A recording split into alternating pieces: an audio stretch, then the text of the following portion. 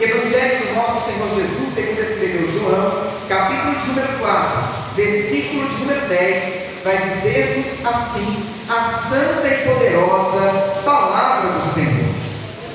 Jesus respondeu e disse: se tu conheceras o dom de Deus, e quem é o que te diz, dai-me de beber, tu lhe pedirias, e ele te daria água viva.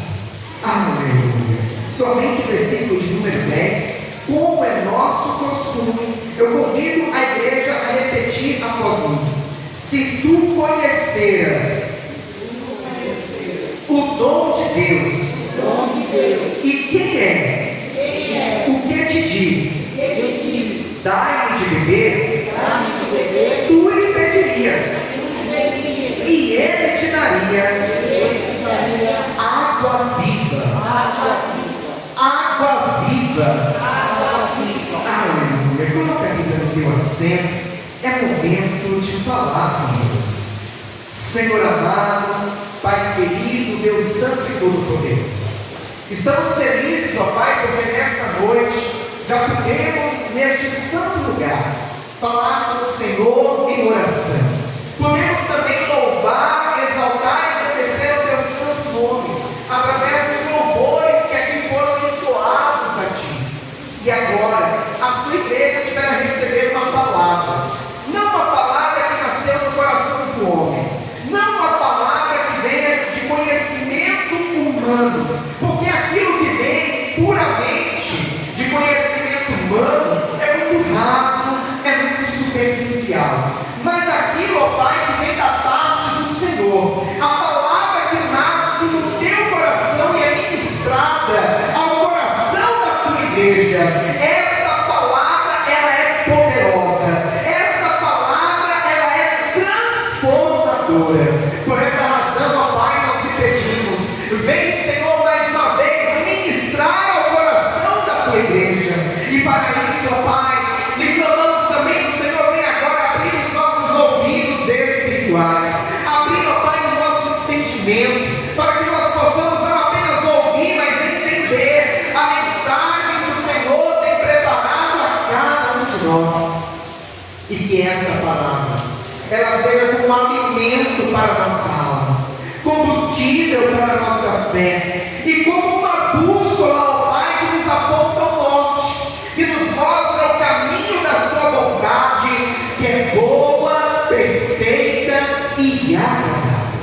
Nesse momento, ó Deus, eu me coloco diante de Ti, como um simples servo que sou, e lhe peço: usa, meu Pai, como instrumento em suas mãos, para pregoar a santa e poderosa palavra do Senhor. É o que nós lhe pedimos, e desde já lhe agradecemos, em nome do Senhor Jesus.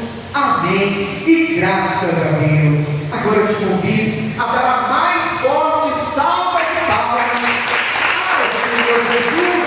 Aleluia. Graças a Deus. A igreja pode tomar o seu assento, fiquem todos à vontade. Aleluia. Igreja do Senhor, a palavra do nosso Deus vai nos mostrar que o nosso Senhor Jesus, durante o seu ministério terreno, que durou aproximadamente 3 anos e meio, Jesus, ele andava de aldeia em aldeia, de cidade em cidade, pregoando as boas novas, anunciando as boas novas aos aflitos, aos oprimidos. E quando nós chegamos aqui no capítulo 4 do Evangelho descrito por João, nós vamos ver que Jesus mais uma vez está na sua caminhada, e agora ele estava se deslocando da Judéia para a Galileia. Quando nós vamos analisar a geografia do lugar, nós vamos ver que o caminho da Judéia até a Galileia era um caminho que entre esses dois lugares estava Samaria. Então era necessário passar por Samaria. No entanto, a maioria esmagadora dos judeus, quando iam fazer esta viagem que Jesus estava realizando, eles não passavam por Samaria. eles faziam um caminho mais longo e passavam rodeando Samaria para depois chegar na Galileia. E tudo isso por conta de uma intriga, por conta de uma desavença que havia entre samaritanos e judeus. A Bíblia vai nos deixar muito claro que os samaritanos e os judeus, eles não se davam, eles não dialogavam. E por esta razão, quando os judeus iam da Judéia para a Galileia, eles evitavam de toda forma passar por Samaria, mesmo que Samaria fosse caminho, mesmo que Samaria fosse inclusive o caminho mais rápido para chegar na Galileia. Quando nós vamos analisar o contexto histórico, nós vamos ver que os samaritanos, eles também eram judeus, se nós formos analisar a descendência, se nós formos analisar a origem. Eles também vieram de Abraão, de Isaac e de Jacó.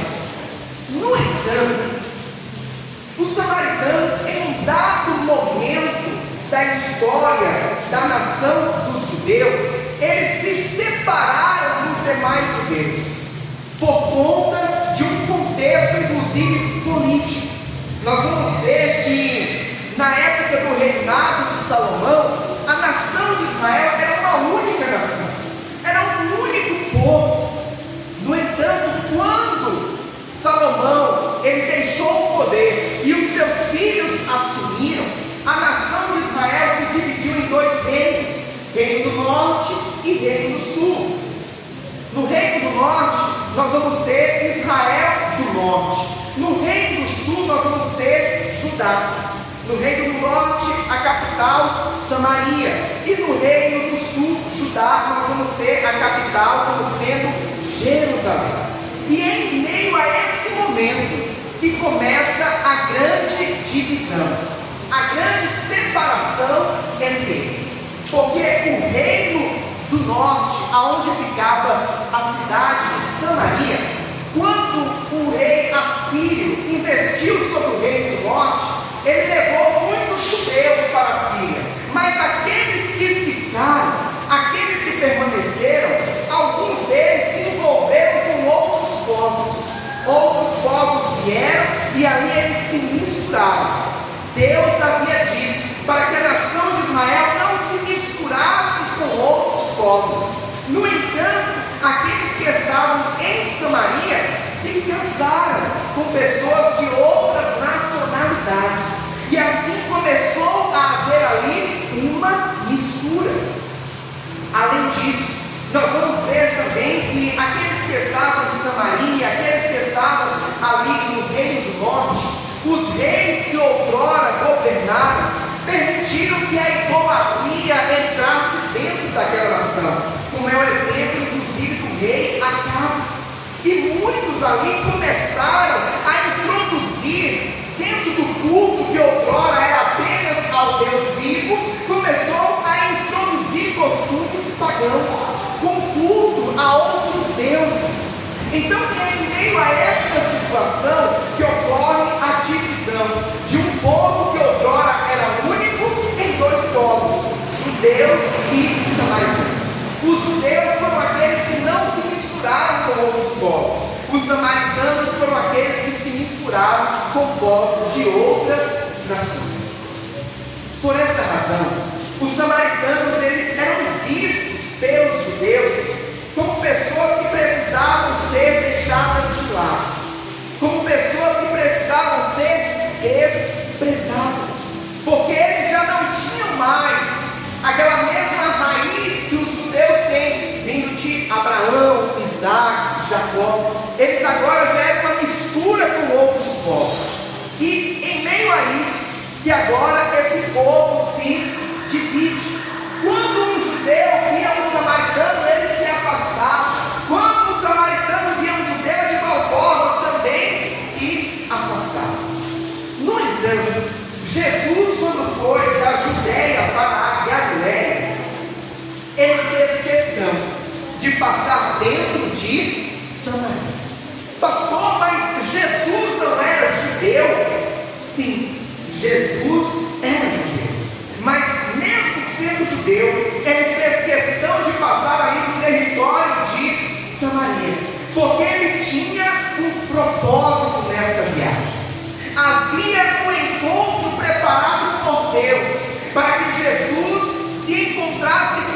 alguém ali em Samaria.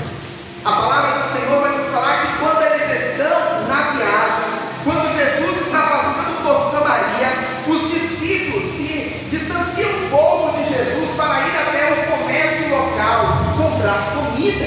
E enquanto isso, Jesus ele chega ali próximo ao poço de Jacó. E ali ele se assenta para descansar. Enquanto Jesus está ali assentado, descansando, a Bíblia vai nos falar que era a hora sexta. A hora sexta se refere ao horário do meio-dia, aproximadamente.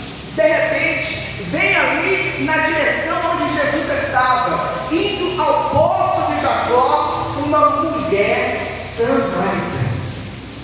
Aquela mulher, ela se aproxima do poço, e quando ela chega ali, Jesus aborda aquela mulher. Jesus inicia um diálogo com aquela mulher, e Jesus diz para ela: dá-me de beber. Eu imagino a surpresa daquela mulher samaritana, olhando para Jesus e vendo claramente que ele era um judeu, e pensando: mas por quê? E como que este homem judeu dirige a palavra a mim, que sou uma mulher samaritana? Pastor, mas como que ela identifica que Jesus era judeu? Pelas vestes. Os judeus se vestiam de uma forma que, mesmo quem não era judeu, quando batia o olho pela vestimenta, já sabia: é judeu. Então, certamente, aquela mulher identifica de onde Jesus era pela roupa que ele estava usando. E por essa razão que quando Jesus pede água para aquela mulher vai dizer: mas como tu, sendo judeu, pede água para mim, sendo eu uma mulher samaritana? Eu abro aqui um parênteses, meu irmão e minha irmã, para te dizer algo muito importante. O nosso Deus é aquele que não faz acepção de pessoas. O nosso Senhor Jesus é aquele que veio a este mundo, veio à humanidade para salvar aquele que estava perdido. Independente da nacionalidade, independente da origem, Jesus veio para salvar a todos. Jesus veio para salvar o rico. Jesus veio para salvar o pobre. Jesus veio para salvar aquele que tem notoriedade. Jesus veio para salvar o anônimo. Jesus veio para salvar aquele que tem buscado ter uma vida de retidão. Mas Jesus também veio para salvar aquele que é um vil pecador, aquele que muitas das vezes é deixado de lado, é excluído, é tido como uma escória da sociedade. E Jesus ali, propositalmente, começa a ter um diálogo com aquilo. Nós sabemos que Deus não faz nada sem propósito. Então, isso me leva a crer que o que acontece ali não é uma casa do destino, não é um encontro corriqueiro, mas havia um propósito em Jesus passar dentro de Samaria. Havia um propósito em Jesus iniciar agora um diálogo com aquela mulher samaritana. Interessante que aquela mulher samaritana, ela está indo ali ao poço de Jacó para buscar água em um momento que não era comum. O comum das mulheres buscar água no poço ou era de manhã cedo ou era no final da tarde. Pastor, por quê? Por conta do sol escaldante. Nós sabemos que a região aqui da qual estamos falando é uma região desértica, uma região muito quente. Então o horário do meio-dia é o horário que o sol está mais quente, está com a sua intensidade mais forte. Porém, ao invés dela ir de manhã ou ir à tarde, curiosamente ela vai ao meio-dia. E logo mais à frente nós vamos entender a razão dela estar indo no poço buscar água nesse horário. No entanto, quando Jesus pede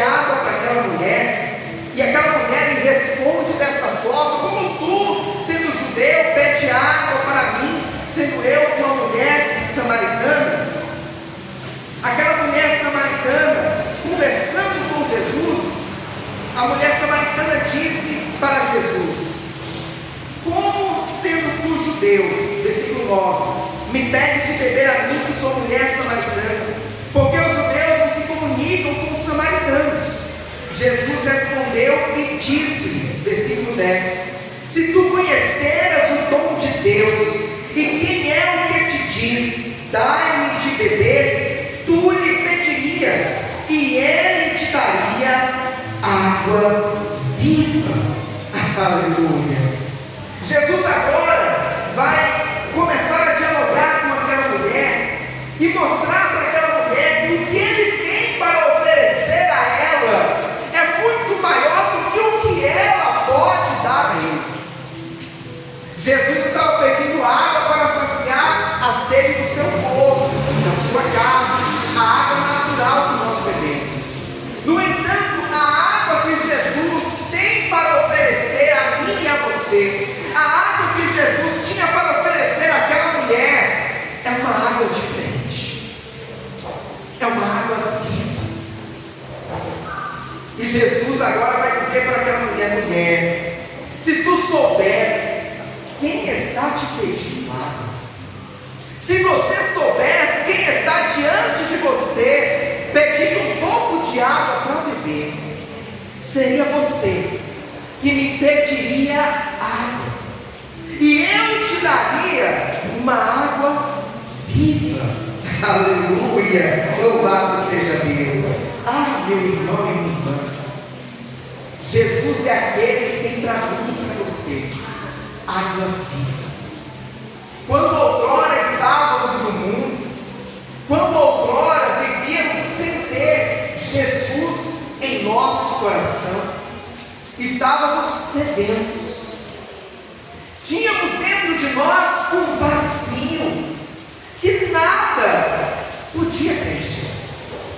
Todo homem tem dentro de si este vazio. Todo homem tem dentro de si esse espaço, como se fosse algo já deixado por Deus quando nos formou. E esse espaço, nada nesse mundo pode preencher. O homem tenta preencher com as coisas desta terra, com riquezas, com alegrias momentâneas, com prazeres deste mundo. No entanto, não preenche. Depois que passa a euforia, o vazio continua lá, o espaço continua lá, a solidão mais uma vez vem, a tristeza mais uma vez vem, porque nada neste mundo pode preencher dentro de mim e de você o lugar que é de Deus. E aquela mulher não sabia com quem ela estava falando, e Jesus vai dizer: se tu soubesses, mulher, com quem tu falas, seria você que me pediria água, e eu te daria água viva. Aleluia. A mulher responde para ele no versículo de número 11: Senhor, tu não tens com que atirar, e o poço é fundo. Onde, pois, tens a água viva? Aleluia. Aquela mulher ainda não está entendendo que água é essa que Jesus tem para lhe oferecer. Aquela mulher ainda está achando que a água a qual Jesus está se referindo é uma água natural, é aquela água do poço de Jacó. Quando nós, outrora, não tínhamos ainda conhecimento da verdade, as coisas de Deus para nós não tínhamos uma compreensão plena do que acontecia, do que estava sendo passado. Quando olhávamos para dentro de uma igreja e víamos uma pregação, e víamos muitas das vezes o mover do Espírito Santo, pensávamos assim: isso é loucura, que povo barulhento é esse? O que está acontecendo ali naquele lugar? Porque não tínhamos a compreensão daquilo que é espiritual. Aquela mulher ainda não tinha essa compreensão. Aquela mulher ainda não tinha tinha os seus olhos abertos para enxergar o que Jesus estava querendo lhe mostrar. E por essa razão ela vai dizer: mas mestre, o Senhor não tem nada para poder tirar água de dentro do poço. Como que o Senhor vai tirar água para me dar? Como que o Senhor vai me dar essa água viva se o Senhor não tem com que atirar? Aleluia. Versículo de número 12: és tu maior do que Jacó, o nosso pai, que nos deu um poço, bebendo ele próprio dele, e os seus filhos, e o seu gado? Aleluia. Aquela mulher está se referindo a Jacó, que é também Israel. Nós sabemos que Jacó é aquele que teve o seu nome mudado para Israel, e é daí que vem o nome da nação de Israel, é daí que vem as 12 tribos de Israel. Então aquela mulher estava dizendo assim: Senhor, o Senhor acha que é maior do que Jacó, o nosso pai, para falar com essa autoridade, para dizer que tem uma água viva para me dar? Aquela mulher estava ainda procurando entender o que Jesus estava querendo apresentar para ela. E muitas das vezes isso também acontece conosco. Às vezes o Senhor está querendo apresentar algo espiritual para nós, e nós ficamos sem conseguir entender, sem conseguir ter uma compreensão exata do que Deus está falando, do que Deus está apresentando. No entanto, aí que está o momento de nós buscarmos nos aprofundar cada vez mais nas coisas que vêm do alto. Aí que está o momento de nós descermos mais na oração, de nós buscarmos mais ao Senhor, para que nós venhamos ter clareza daquilo que Deus tem a nos apresentar, daquilo que Deus está querendo nos revelar. Aleluia. Versículo de número 13, Jesus vai dizer para ela: qualquer que beber desta água tornará a ter sede, mas aquele que beber da água que eu lhe der nunca terá sede, porque a água que eu lhe der se fará nele uma fonte de água a jorrar para a vida eterna. Aleluia. Ah, meu irmão e minha irmã, aquela mulher pensava que Jesus estava falando de uma água natural. No entanto, Jesus agora começa a esclarecer para ela que a água que ele tinha para lhe oferecer era uma água sobrenatural, era algo diferente do que tudo que ela já havia visto antes. A água natural você bebe agora, daqui a alguns instantes você está com sede novamente, mas a água que Jesus tem a oferecer para mim e para você é uma água que, quando nós bebemos dela, nunca mais nós voltamos a ter sede, porque Jesus, quando nos dá de beber da sua água, quando nós recebemos a Cristo no nosso coração, Ele nos preenche, Ele nos completa, Ele nos torna plenos, aleluia, e não voltamos mais a ter sede. Por essa razão que ele diz para aquela mulher: porque a água que eu lhe der se fará nele uma fonte de água a jorrar para a vida eterna. Quando nós recebemos a Cristo dentro de nós, quando nós recebemos a presença do Espírito Santo de Deus também em nossas vidas, nós começamos a externar na sequência aquele que nós recebemos em nosso coração. É por essa razão que, quando recebemos a Cristo, logo queremos também fazer com que outras pessoas também conheçam ao Jesus que nós conhecemos. É por essa razão que nós também temos dentro de nós o desejo de falar do amor de Deus, de falar do Evangelho de Cristo, porque aquele que nós recebemos dentro de nós é como uma fonte que jorra água para a vida eterna. Aleluia. Aquela mulher estava prestes a ter a sua vida transformada. Aquela mulher estava prestes a ter uma mudança mudança na sua história. Aleluia. Vamos continuar lendo o versículo de número 15. Disse-lhe a mulher: Senhor, dá-me dessa água, para que não mais tenha sede, e não venha aqui tirá-la. Aquela mulher agora, ela começa a compreender com um pouco mais de clareza do que Jesus estava falando. Aquela mulher começa a ter uma compreensão um pouco mais clara agora do que Jesus tem para lhe oferecer. E ela diz: Mestre, me dê dessa água. Eu quero beber dessa água. Eu quero receber essa água, aleluia, na minha vida. Só que agora, para ela receber dessa água, Jesus vai tratar algo muito sério e algo muito importante na vida daquela mulher.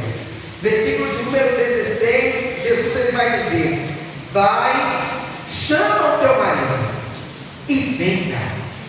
Versículo 17, a mulher respondeu e disse: não tenho marido. Disse Jesus: disseste bem, não tenho marido, porque tiveste 5 maridos, e o que agora tens não é teu marido. Isso disseste com verdade. Jesus agora, que percebe que aquela mulher está desejosa por receber da água que ele tem a lhe oferecer, Jesus ele vai tratar algo no interior daquela mulher. Aquela mulher vivia uma situação delicada na sua vida sentimental. Ela já havia tido 5 maridos, e o que agora ela tinha não era marido dela. Aquela mulher certamente era alguém que na sua cidade era mal vista, era alguém que na sua cidade era mal falado, era alguém que certamente as outras mulheres não queriam andar com ela, por conta do seu passado, por conta da sua história. E aqui nós vamos entender o porquê que aquela mulher vai buscar água ao meio-dia, no horário que o sol está mais quente, no horário que ninguém iria no poço buscar água.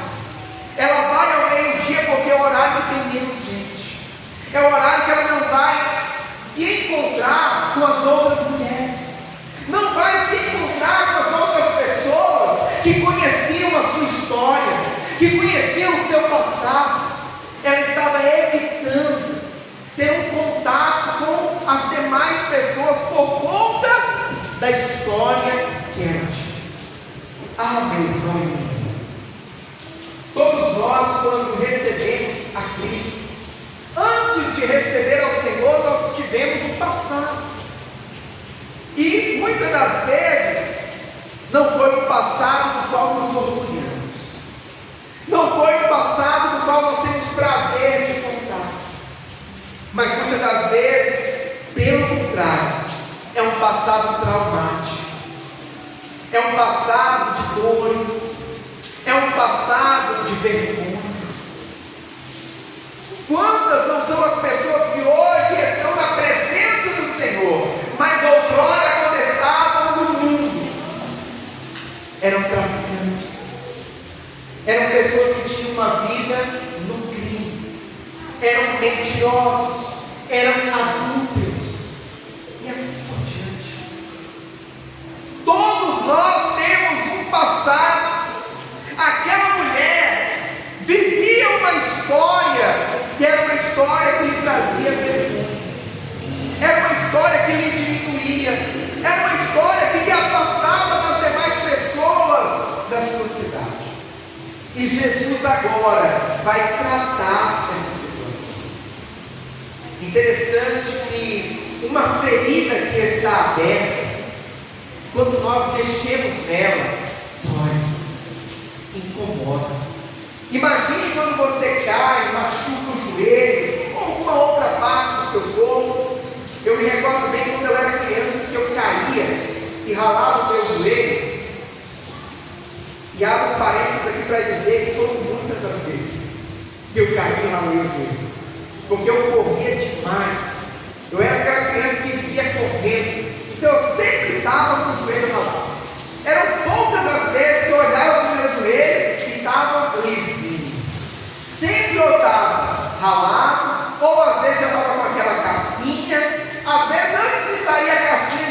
ralava, ia lá e caía e ralava de novo. E eu me lembro que, na época que eu era criança, tinha o famoso mertiolate. Como ardia aquele negócio. Antes de passar o mertiolate, tinha que lavar, para tirar a terra, para tirar a sujeira. Aí minha mãe às vezes ia lá e dava uma passadinha com a mão para tirar alguma terra que ficou na ferida. Aí depois que lavava, secava. Aí depois vinha com o mertiolate por cima e passava. E eu chorando, e eu gritando. E ela, não, você não foi correr, agora aguenta. Quando a gente está com uma ferida e precisa tratar aquela ferida, dói, incomoda, machuca.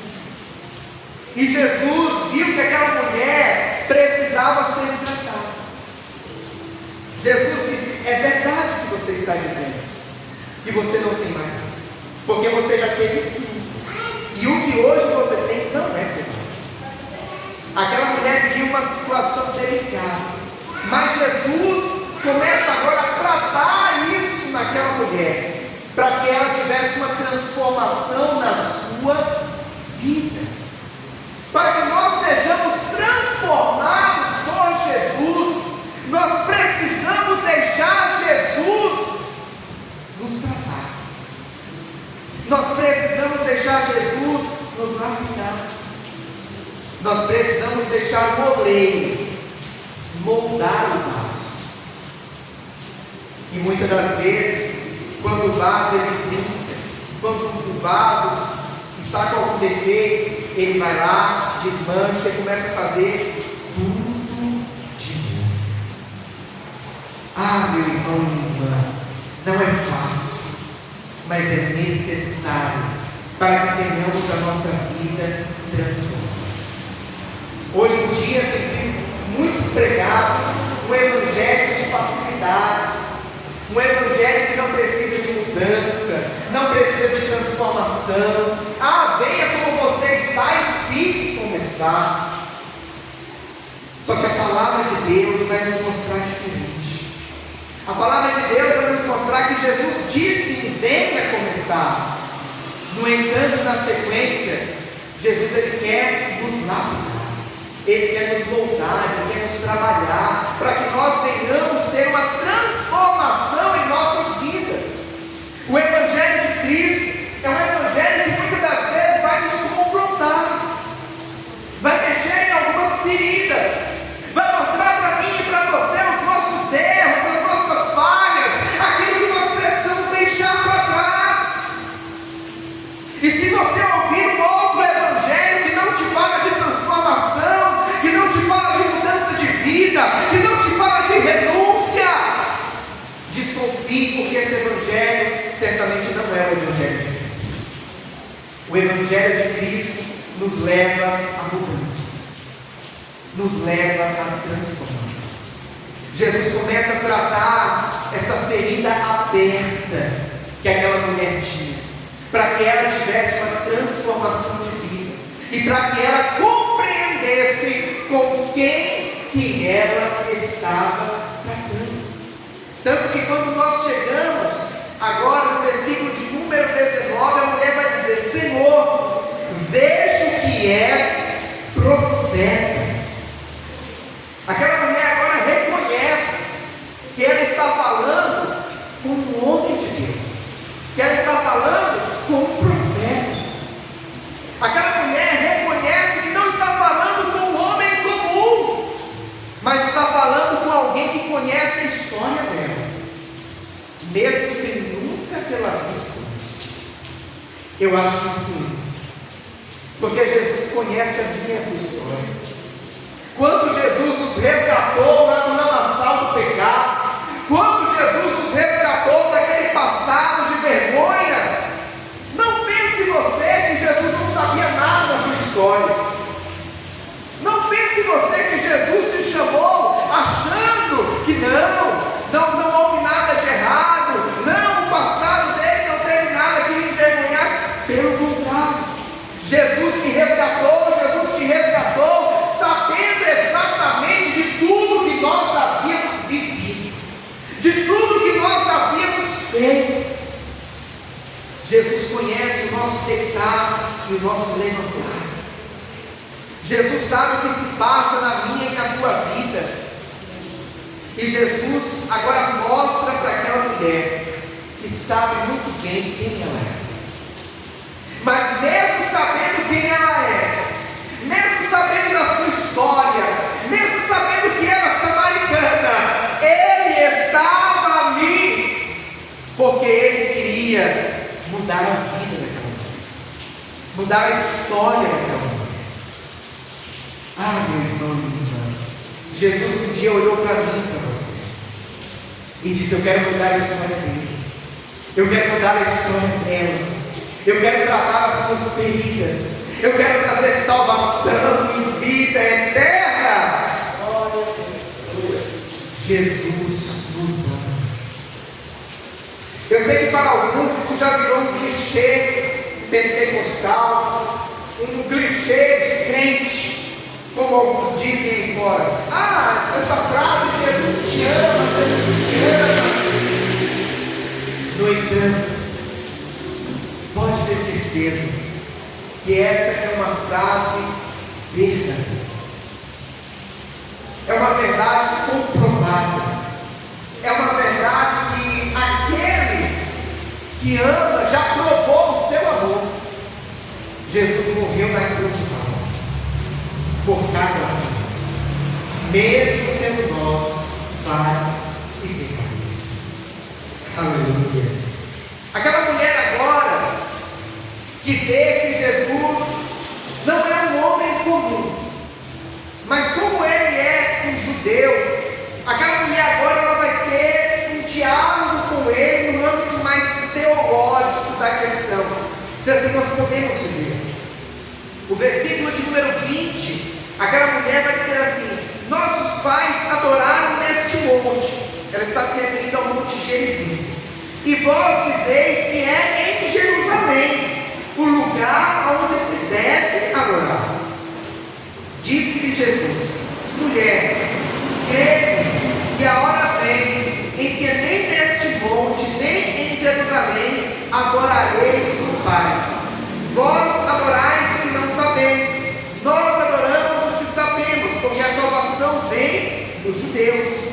Mas a hora vem, e agora é, em que os verdadeiros adoradores adorarão o Pai em espírito e em verdade, porque o Pai procura a tais que assim o adorem. Interessante que os samaritanos, eles tinham um lugar diferente para adorar ao Senhor.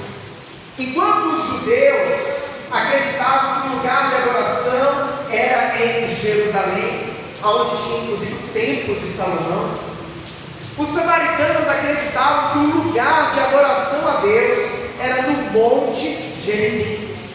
Essa inclusive era mais uma diferença, era algo, mais uma situação que afastava aqueles dois povos, porque ficava aquela disputa: não, nós judeus adoramos em Jerusalém, e os samaritanos não, nós samaritanos adoramos a Deus no monte Gerizim. E agora ela vem expor isso para Jesus. E Jesus fala: olha, mulher, chegará um dia em que nem no monte Gerizim, ou até mesmo em Jerusalém, será um lugar de adorar ao Pai. Porque o Pai, ele procura os verdadeiros adoradores, que o adoram em espírito e em verdade. Então é algo que vai muito além do lugar físico onde você está adorando. É algo que vai muito além do lugar onde você está com seus joelhos dobrados.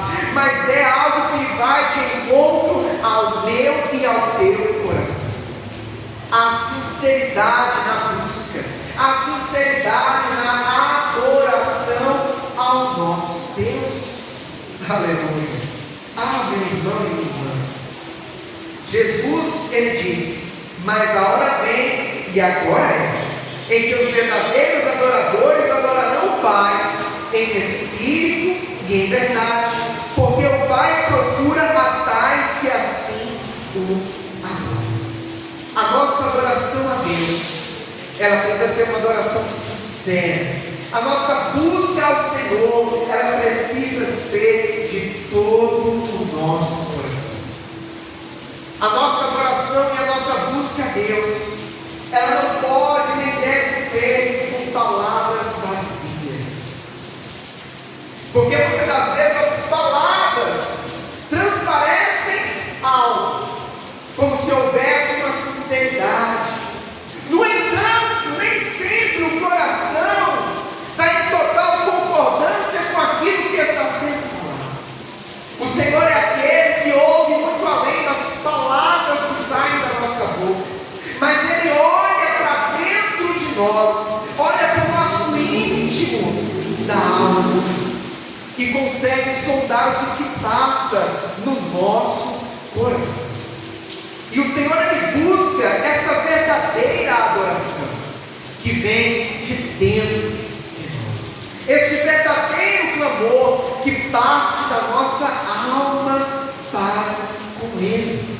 Aleluia. Jesus aqui, inclusive nesse debate, vamos dizer assim, teológico, ele vai até dizer que a salvação vem dos judeus. Pastor, mas por que Jesus está dizendo isso? Que a salvação vem dos judeus? Porque a salvação vem através de Cristo, e Cristo era judeu. Aleluia. Então Jesus aqui está expondo para aquela mulher a respeito da verdadeira e sincera adoração que nós devemos ter para com o Pai Celestial. E ele continua dizendo no versículo 24: Deus é Espírito, e importa que os que o adorem em Espírito e em verdade. A mulher disse: eu sei que o Messias, que se chama Cristo, vem.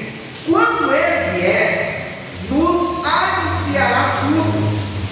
Versículo 26, Jesus responde a ela: eu o sou, eu que falo contigo. Aleluia. Jesus agora se revela por completo àquela mulher, dizendo para ela que Ele é o Messias, que Ele é o Cristo tão esperado por todos, inclusive pelos samaritanos. Os samaritanos também esperavam a vinda de Cristo, a vinda do Messias, do Salvador. E Jesus fala: eu sou o Messias, o Cristo. Quando nós chegamos aqui no versículo 27, já no final desse diálogo, vai nos dizer assim a palavra: e nisso vieram seus discípulos e maravilharam-se de que estivesse falando com uma mulher. Todavia nenhum lhe disse: que perguntas? Ou por que falas com ela? Deixou, pois, a mulher o seu cântaro e foi à cidade e disse àqueles homens: vinde e vede um homem que me disse tudo quanto tenho feito. Porventura não é este o Cristo? Saíram, pois, da cidade e foram ter com ele. Aleluia. Naquele dia, no dia em que aquela mulher samaritana teve um encontro com Cristo, um encontro espiritual com o Mestre, aquela mulher, ela teve a sua vida transformada. Aquela mulher que era rejeitada, aquela mulher que tinha um passado que lhe envergonhava, teve a sua história mudada. E a partir da mudança, a partir da transformação que Cristo gerou naquela mulher, ela decide agora ir para a cidade e anunciar para todos quantos estavam lá a respeito de Jesus, dizendo: venham ver o homem que disse tudo quanto eu tenho feito. Não é este o Cristo? Venham vê-lo. E a palavra do Senhor vai nos dizer que as pessoas começaram a sair e ir até Jesus para encontrá-lo. Aquela mulher, ela foi abençoada por Cristo. Aquela mulher teve a sua vida transformada, mas não parou por ela. Aquela mulher agora que foi abençoada pelo Senhor, passa a ser também uma bênção, passa a ser também também uma ferramenta nas mãos do Senhor para anunciar o Evangelho, para pregoar as boas novas, para falar de Cristo Jesus. Ah, meu irmão e minha irmã, a transformação que Cristo gerou em mim e em você foi para nos salvar, foi para nos lapidar, mas foi também para que nós venhamos nos tornar multiplicadores. Pastor, como assim multiplicadores? A transformação e a mudança de vida que Cristo gera no homem é também com o propósito de Ele anunciar para os demais, para que mais pessoas venham ter um encontro com o Mestre. Por essa razão, você que já teve um encontro com Cristo, você que já bebeu desta água que jorra para a vida eterna, você precisa também anunciar a Jesus. Você precisa também falar do amor de Jesus. Não podemos querer Jesus só para nós, ou achar que Jesus veio só para mim ou só para você. Não! Jesus, ele veio para toda a humanidade, e nós precisamos fazer Jesus conhecido por todos. Aquela mulher, assim que saiu da presença de Jesus, ela já foi anunciar. Aquela mulher se tornou a primeira missionária, a primeira evangelista, aleluia, a falar de Jesus Cristo, a falar do amor de Deus ao enviar o seu Filho a este mundo. E nós não podemos ficar com a nossa boca calada, com a nossa boca fechada. Você, meu irmão e minha irmã, que já teve esse encontro, você que já bebeu dessa água, nós temos um compromisso, nós temos uma responsabilidade de fazer com que Jesus seja conhecido por outros, e que outros, assim como eu e como você, venham também ter um encontro com Deus. Ele conta comigo, Ele conta com você. Pastor, por que o senhor está com o celular aqui diante do altar gravando a pregação? Para que esta pregação chegue a outras pessoas. Depois dessa pregação ela vai para o YouTube, vai para o Facebook, vai para o Instagram. Aonde tiver uma mídia social a gente coloca, para que alcance mais pessoas, para que Cristo venha transformar a vida de outras pessoas. Um dia eu tive a minha vida transformada. A maioria dos irmãos aqui conhece o meu testemunho. Eu tive o privilégio, e repito, o privilégio de conhecer a Cristo desde cedo, na minha infância.